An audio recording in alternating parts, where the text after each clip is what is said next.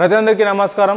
మన తెలంగాణ ఆంధ్రప్రదేశ్ రైతులకు ముఖ్యంగా చెప్పడం ఏంటంటే, కొత్తగా మీరు ఎంతసేపు ఉన్న పొదువాపు కావచ్చు, లంపి స్కిన్ కావచ్చు, తర్వాత గాలికుంటి వ్యాధి కావచ్చు, దీనిపైన మీకు చాలా అవగాహన ఉంది. దీనిపైన టీకాలు వేసుకుంటున్నారు కాబట్టి ఇంకా చాలామంది 20-30 ఆవులు, 15-20 ఆవులు ఉన్నది ఇతర రాష్ట్రాల్లోకి ఆవులు తీసుకొచ్చిన ఆవులు కావచ్చు.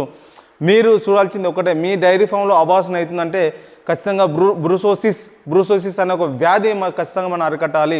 దానికి ట్రీట్మెంట్ అనేది చాలా తక్కువ అరుదుగా ఉంటుంది. కాబట్టి బ్రూసోసిస్ వ్యాధిని అరికట్టాలంటే మీకు పుట్టబోయే దూడలకు ఖచ్చితంగా వ్యాక్సిన్స్ వేయించుకోండి. వ్యాక్సిన్స్ 8, 9, 10, 11 నెలల మధ్యలో మీ వ్యాక్సిన్ చేసినట్లుంటే జీవితకాలం కూడా వ్యాక్సిన్ ఉంటుంది. బ్రూసోసిస్ S19 అనే వ్యాక్సిన్ వేయించుకున్నట్లుంటే మీరు ఆ రోగాన్ని కొంతవరకు అరికట్టే అవకాశం ఉంటుంది.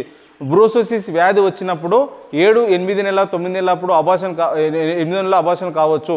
అబార్షన్ అయినప్పుడు మీరు దానిపై తగిన జాగ్రత్తలు పడాలి.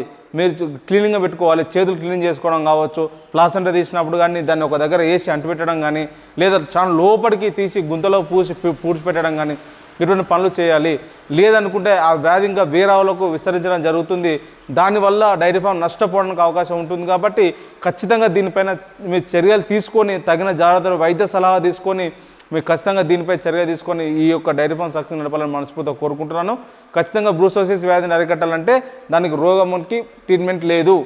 మీరు ఎంతసేపు అరికట్టడమే మన పని. అరికట్టాలంటే తగిన జాగ్రత్తలు తీసుకోవాలి. మీ దూడలకు వ్యాక్సిన్ వేసుకోండి, టీకాలు వేసుకోండి. టీకాలు వేసుకున్నట్లుంటే మీరు ఆ వ్యాధి నుంచి అరికట్టడానికి అవకాశం ఉంటుంది. Thank you so much. Shri Varahi dairy form.